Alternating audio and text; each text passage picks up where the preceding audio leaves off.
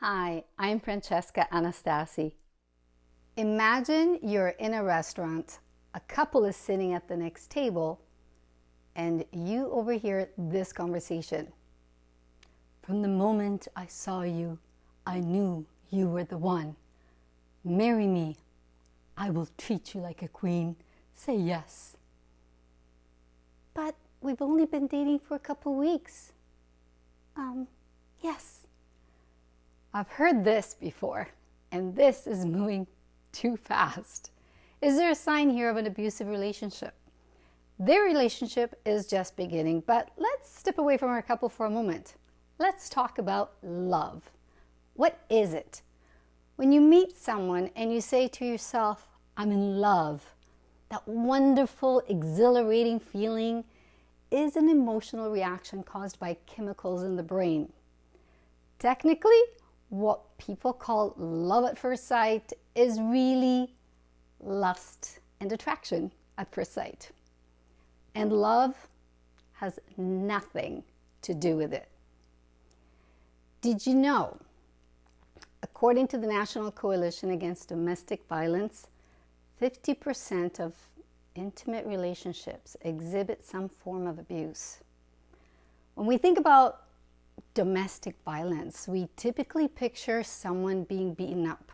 Same for intimate partner violence. But it's not always the case. As the founder of an organization in support of shelters for victims of abuse, I get asked to speak at fundraising events on a regular basis. Now, I want you to think about a time when you donated time or money to a charity. Why do you do it? A part of you wants to be a hero. You want to help, you want to make a difference. But what if the situation that your donation is supposed to fix is simply getting worse? What do you do? Well, about a year ago, I spoke at a fundraiser for a local shelter, and after accepting the donation, the representative of the shelter said, we will always need more beds, we will always need more shelters, and we will always need more money. Because the problem is getting worse. What? How can that be? I thought to myself, with all the awareness today, how can things be getting worse? Why, despite everything we're doing, is intimate partner violence increasing? And more importantly, how do we turn this around? So what exactly is intimate partner violence? It is a pattern of behavior used by one partner to maintain power and control over the other in an intimate relationship. Yes, it's all about power and control. For the last 10 years, I've been running an annual global fundraising event to support local domestic violence shelters in hundreds of cities around the world. And it involves the work and participation of thousands of people every year. And now, to my complete shock, I was hearing that we were not making any real difference in lowering the statistics. Were we doing this for nothing? Well, of course not. Shelters are still necessary and continue to need our support. Lives are being saved every day because these shelters exist. But by the time a person gets into a shelter, the physical abuse has already occurred. And some never make it to a shelter. Sadly, they go straight to a cemetery. Intimate partner violence is increasing everywhere and at a faster pace during COVID. Abuse does not discriminate, and when you look closer, when we all look closer, we can see the signs. And if we want to have a happy relationship with the one, we need to know what these signs are. So let's return to our couple. A year has gone by since their dinner date. Now imagine we go behind closed doors and like a fly on the wall, we hear this. She's on the phone. She's talking to a friend saying, oh, he loves me so much. Our home is full of gifts he's showered me with since when we started dating. Oh, that sounds great. I can't wait for you to meet him. And then she turns and looks at him and says, honey, My friend Angie's invited us to dinner. And he responds, we're not going anywhere. But Angie's my best friend. Well, I want you all to myself, okay? Well, in my research, I've seen one important pattern.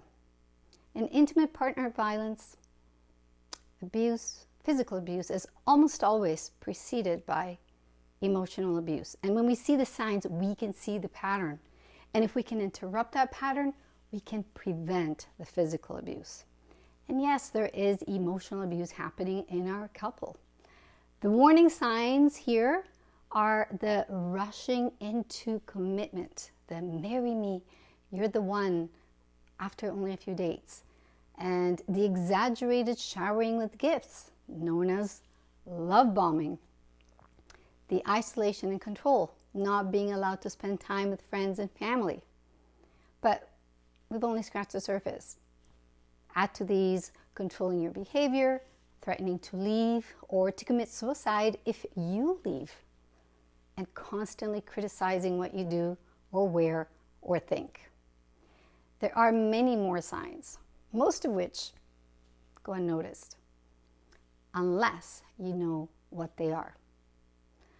When I first started my global fundraising event, I was in an emotionally abusive relationship. I had no clue. Ironic, isn't it? Here I was trying to raise awareness for domestic violence, for domestic abuse, and not being able to see it in my own life. I didn't know. I did not know that constantly walking on eggshells around my partner was a symptom of emotional abuse. And I didn't know that having to agree with everything he said because he would tolerate no less was emotional abuse. And I did not know that being made to feel like there was something very wrong with me because nothing I did would please him was emotional abuse.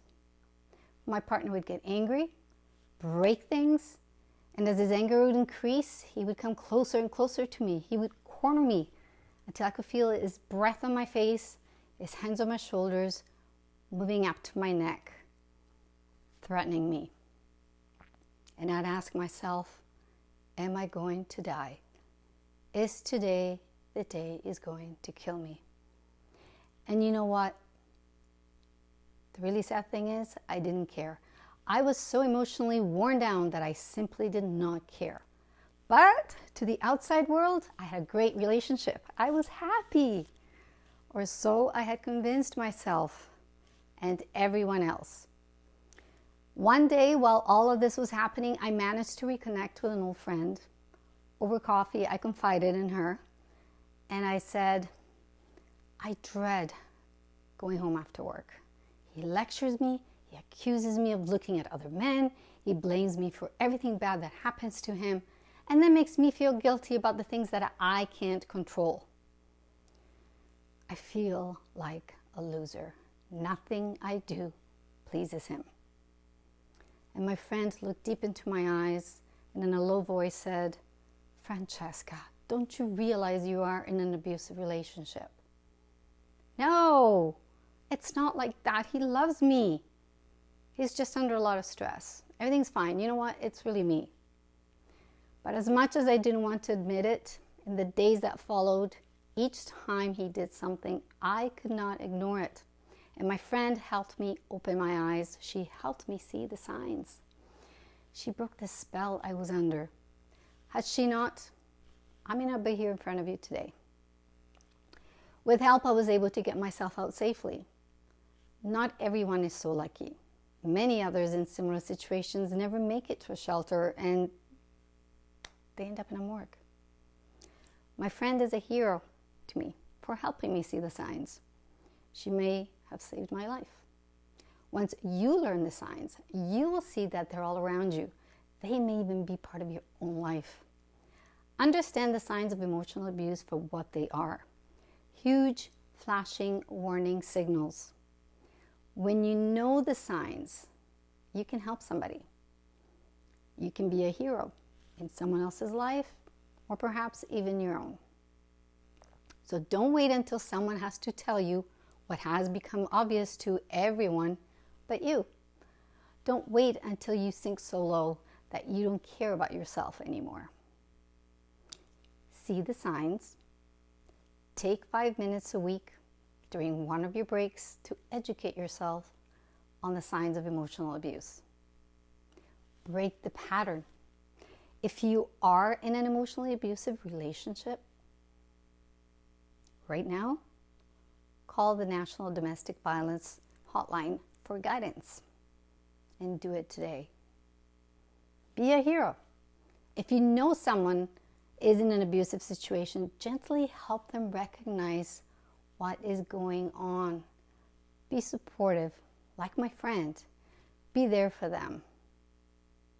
I had given up on the idea that truly happy relationships existed, but they do. In fact, I am now in the most loving and kind relationship, the kinds that we all dream about. In preparation for this talk, I asked my husband what he thought was the secret of our happiness. He did not know that I had already compiled my own list.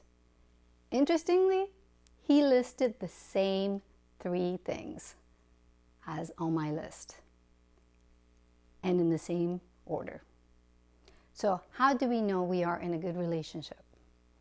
Here are the top 3 things to look for in a healthy, loving relationship. 1, compatibility. And this one seems really obvious, but it's very important that you share the same values, that you have very similar goals, and that you don't really have to be identical, but you do need to be balanced, and you need to inspire each other, to learn from each other, and to also learn together, working on your own personal growth and complement each other, to be open-minded to each other's point of view and differences of opinion. Number 2, respect. Respect and admiration. They have to respect who you are, and you have to respect who they are. Being thoughtful and supportive, having mutual support and balance, not trying to change the other person, not making fun, no ridiculing, no demeaning comments, even if jokingly. Words can hurt. So it's very important to be respectful and to be kind to each other every single day. A healthy relationship means working together, not as a monarchy or a dictatorship, but as a team. This will help have no fights, only conversations. And be open to hearing what the other person has to say. Try to see it from the other person's point of view, understanding where they're coming from.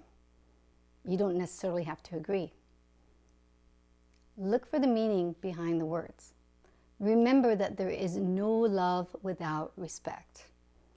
And number 3, you have to be able to have the freedom to be who you are, being comfortable being yourself around the other person without having to fit yourself into a mold to please the other. No walking on eggshells or being afraid to say or do what you want to do. So when you fall in love, if you plan to have a long-term relationship with this person, take your time to learn about what the signs are and take time to learn about them. Take off the emotional glasses and be objective. Listen to what your friends and family have to say. They may be seeing things that you don't, so don't dismiss their concerns. Chances are that they can see more clearly than you. Never rush into any commitment, and if something doesn't feel right, don't dismiss it. Pay attention to it. Address it. And lastly, when in doubt, seek professional support. I like to leave you with a quote by Stephen Chbosky. We accept love we think we deserve.